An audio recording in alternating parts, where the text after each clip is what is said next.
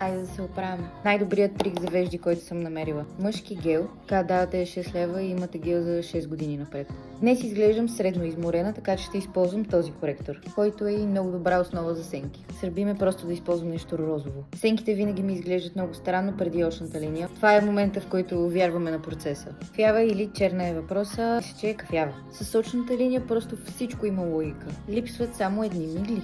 Ще използвам и кафява спирала, защото просто след кафявата очна линия какво друго да направя? Това е един от най-добрите бюджетни фондютени. Съвсем малко руш. Прима е готов, хайде да видим дрехите.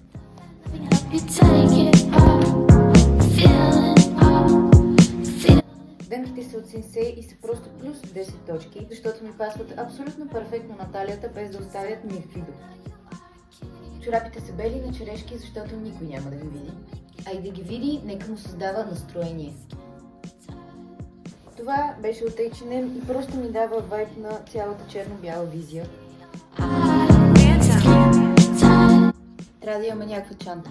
Взимам си тази раница, въпреки че това злато не си пасва на нищо. Ма не ходим по каталки. И това е. Айде!